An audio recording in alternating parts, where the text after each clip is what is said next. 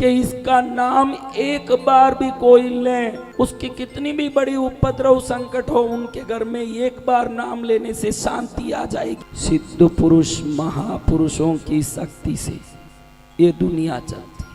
आग लगे आकाश में, पग पग पड़े अंगार। आग लगे आकाश में, पग पग पड़े अंगार। साधु जगत में ना होता तो जल जाता संसार, जल जाता संसार। ऐसे संतों, इसमें भी श्रेणी है। स्वयं के लिए साधना करे वो साधु, स्वयं और दुनिया का ध्यान करे वो संत, विश्व का मंगल करने का क्षमता रखे वो योगी सिद्ध पुरुष।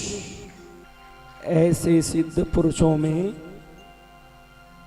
एक विशेष नाम जिनका है, उनकी मां का नाम था अचिरा देवी। क्या नाम था?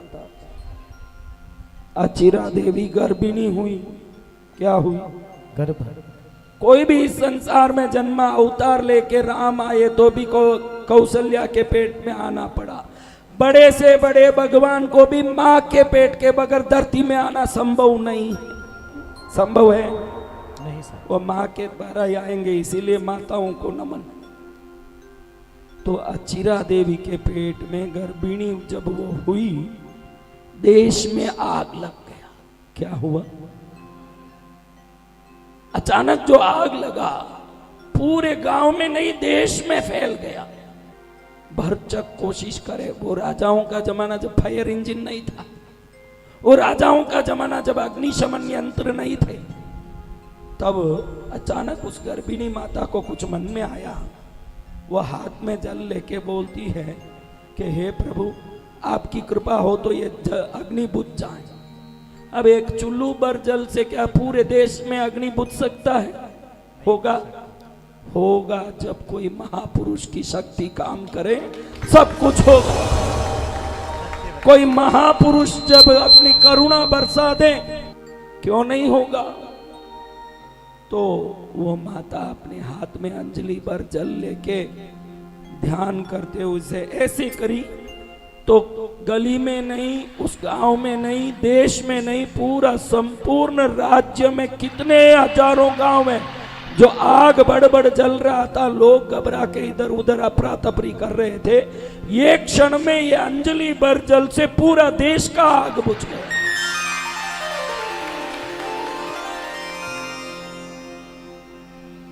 राजा को बड़ा आश्चर्य हुआ। जो लाखों सैनिक नहीं कर सकते वो मेरी पत्नी कैसे करती भाई? वो आज तक तो ऐसे कोई मंत्र तंत्र भी करती दिखी नहीं, कोई मंत्रवादी है नहीं, कोई साधक है नहीं, साधारण औरत है, रानी, इतना ही।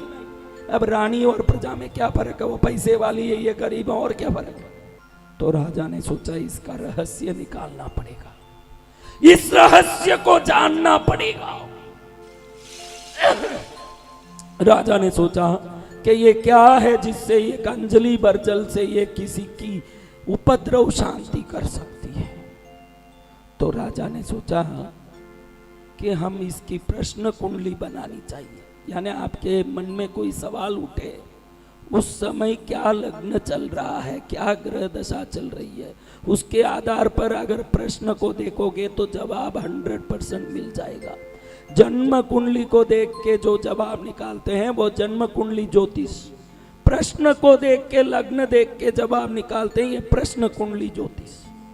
राजा ने ज्योतिषों को इकट्ठा किया, सभा में इकट्ठा करके ज्योतिषों को कहता है कि आपको एक प्रयोजन से बुलाया है। आपको पता है कि 3 दिन से इस देश में अग्नि की भयंकर उपद्रव चल रही है। इस उपद्रव को लाखों सैनिक मिलके पानी डाल के बुझा नहीं पाए, और कल रानी ने एक अंजलि भर के पानी छांटा और उसी समय सब शांत। कैसे हो गया ये माया? कैसे? ज्योतिष राजा ने जब प्रश्न किया, उस समय के ग्रह दशाओं को देखा, पूरे ग्रह कहाँ है, लग्न कहाँ है, कौन सा नक्षत्र है, कौन सा योग है, कौन सा करण है, क्या तिथि है, क्या वार है, क्या समय है, क्या ग्रह संचार है, सब देख के ज्योतिष कहते हैं राजन आपने प्रश्न किया, इस समय को देखें तो सबसे पहले यह मालूम पड़ता है कि रानी जी गर्भवती है, यह भी मालूम पड़ जाता है।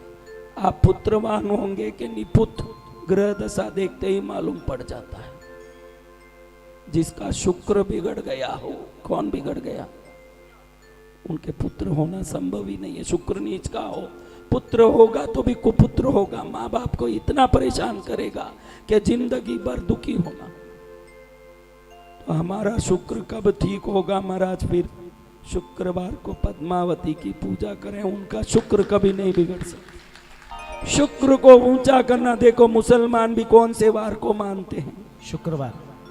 ईसाई गुड फ्राइडे किस दिन को कहते हैं, गुड फ्राइडे। हम भी देवियों का दिन कौन सा मानते हैं, शुक्रवार। सबके लिए शुक्रवार ही क्यों है महाराज, शुक्रवार ही क्यों है, सबके लिए शुक्रवार क्यों है।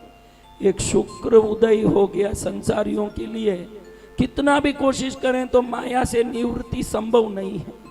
समृद्धि, सुख, पुत्र, घर गृहस्थी के स्वामी शुक्र हैं। इसलिए लोगों ने देखा कि अगर शुक्रवार की भजन पूजन पक्की हो गई, बाकी 6 दिन तो बिना भजन भी पुण्य मिलता रहेगा, शुक्रवार की नहीं। तो शुक्रवार की साधना कल हमने की, कितना आनंद आया, ध्वजा चढ़ाया, भक्ति किया। ज्योतिष कहते हैं कि रानी गर्भवती है, क्या है, रानी गर्भवती है और रानी को जल्दी पुत्र होगा। इनके पेट में जो जीव गर्भ बन के आया है, ये जीव अनंत जन्मों में साधना करके सिद्ध पुरुष हुआ जीव है। ये जन्म लेते ही पूरे धरती के कोने कोने में धर्म का प्रचार करेगा, ये तो है ही, लेकिन इतना ये सिद्धिशाली है कि इसका नाम एक बार भी कोई ले, उसकी कितनी भी बड़ी उपद्रव संकट हो, उनके घर में एक बार नाम लेने से शांति आ जाएगी। ऐसे सिद्ध पुरुष, कैसा सिद्ध पुरुष, कितनी बार नाम लेना, सिर्फ एक बार, एक बार नाम ले तो शांति हो जाए। राजा सुन के आश्चर्य में पड़ गया। हमारे परंपरा में तो राजा हुए, राजा हुए, राजा हुए, राजा का बेटा राजकुमार, राजा मरा वो राजा। लेकिन ये कौन सिद्ध पुरुष ऐसे आ गया जो खाली उसका नाम लेने से घर घर में शांति हो जाएगी। और जब बच्चा हुआ, 12वें दिन 13वें दिन नाम संस्कार का दिन आया। हाँ? नाम संस्कार, हम कोई भी कर्म देखो, कोई मरे, कोई भी मरे, वो मरने के 13वें दिन ही उसकी क्रिया करते हैं। सही है क्या? कभी सोचा नहीं होगा, वो बात बताता हूं। कोई जन्मे 13वें दिन ही नाम संस्कार करे, कभी सोचा नहीं होगा।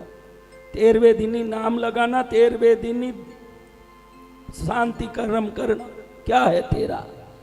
कोई भी मरता है तो भी 12 दिन तक वो जीव पितृलोक में या देवलोक में तुरंत पहुंच नहीं पाता है। 12 दिन तक उस जीव को अपनी स्थिति से अपनी अवस्था में जाने का समय लगता है। जैसे आप पूना से आए हो, यहाँ पहुंचने में फ्लाइट या ट्रेन के हिसाब से टाइम लगता है कि नहीं, इस आत्मा को वहां पहुंचने का समय 12 दिन। अब वो पहुंचा ही नहीं, उसकी क्या क्रिया करोगे। इसलिए 12वें दिन पहुंच जाता है ना, 13वें दिन क्रिया होती है। समझ रहे हो? तो जन्म में ऐसा क्या है हमारा, जन्म में भी ऐसा ही है। आप लोग गर्भिणी औरतें जब बच्चा जनती है तो वो अशुद्धि बच्चे में रहती है। बाद में आपका माता नावन होता है, सिर नाना, बच्चे को साफ करना, ये 6 दिन से 12 दिन के अंदर होता है। जब ये गर्भ की अशुद्धि निकल जाती है, बाद में ही ये आत्मा इस जन्म के कर्मों को गिनना शुरू करती है। इसमें 12 दिन लगता है, इसलिए 13वें दिन नामकरण होता। समझ आ रही है? तो 13वें दिन जब नामकरण का समय आया, क्या समय, जब नामकरण का समय आया, राजा ने घोषित किया कि जब रानी गर्भिणी थी तो वो गर्भ के समय में ज्योतिषों ने बताया कि ये बड़ा सिद्ध पुरुष महापुरुष है, और ये जिसका भी शक्ति देगा, जिन पर दृष्टि डालेगा, जो इसके शरण में रहेंगे, उनको सदा शांति मिलेगी। तो जब शांति मिलेगी जिस जीव से, तो उसका दूसरा क्या नाम रखना? मैं पिता हो के इस शांति दाने वाले जीव के, क्योंकि बाद में ज्योतिषों ने बता दिया है कि ये साधु बनेगा, सिद्ध पुरुष बनेगा, ये मेरा तो रहेगा नहीं, तो जो मेरा नहीं है उसका मैं क्या अधिकार जताऊं? फिर भी जो शांति देने वाला है, तो इसका नाम शांति कुमार रखता हूं। क्या नाम रखता हूं? शांति कुमार। क्या नाम रखता हूं? शांति कुमार। शांति कुमार नाम रखता हूं इसका। यही शांति कुमार चक्रवर्ती भी बने। क्या बने? चक्रवर्ती। राजा अलग, चक्रवर्ती। 6 खंड, जो ऑस्ट्रेलिया है, यूरोपा है, अफ्रीका है, एशिया है, अमेरिका है, ये सभी 6 खंडों का अधिपति हो जाए, यानी संपूर्ण पृथ्वी का आधिपत्य जिसमें आ जाए, वो चक्रवर्ती। समझे चक्रवर्ती कौन होता है? ऐसे चक्रवर्ती हुए। ये जो कल एक बात बोल रहा था ना, कौन बोला? जादूगर कबूतर बता के बोला कि राजा मेघरथ जो कबूतर के वजन के हिसाब से अपनी जान काट काट के रखे, ये शांति कुमार ही पूर्व जन्म में मेघरथ थे। वो बोल नहीं पाया। जीवों के प्रति इतनी दया थी कि जब वो मेघरथ राजा थे तो अपने वजन के हिसाब से मांस काट काट के ये कबूतर बचना चाहिए, लेकिन चील को भी उसका खाना मिलना चाहिए, तो कबूतर के वजन से मांस काटने लगे। लेकिन कबूतर तो देवलोक से परीक्षा लेने हुए आया हुआ था, तो कितना भी मांस काट के तराज में रखें तो भी वो पलड़ा समान नहीं हो। तब वो कबूतर देव बन के बोलता है कि मेघरथ राजा, आपके ये जीव दया का प्रभाव, जीवों पर करुणा करने का प्रभाव, अभी तो आपका प्रभाव सीमित है, लेकिन भविष्य में आप शांतिनाथ नाम के सिद्ध पुरुष होंगे, नाथों में एक होंगे। उस समय आपका ये करुणा पूरे विश्व पर बरसेगा। किधर बरसेगा? पूरे समग्र विश्व पर। समग्र विश्व पर आपकी कीर्ति बरसेगी। वही मेघरथ राजा शांति कुमार बने। जब वो वैराग्यवान बने, दीक्षा हुई, तो दीक्षा समय में उनका नाम, अब तो साधु बन गए, अब कुमार कहाँ रहे? नाथों के भी नाथ हो गए। इसलिए जैसे मत्स्येंद्र नाथ है, जैसे अनेकों नाथ हुए, यहाँ ये शांतिनाथ नाम से पूजे गए। शास्त्र कहता है कि शांतिनाथ का नाम ले लो। कई लोग जाप करते हैं मारवाड़ी में, ओम शांतिनाथ जी शांति करो, शांति जिनेश्वर शांति करो, शांति करो।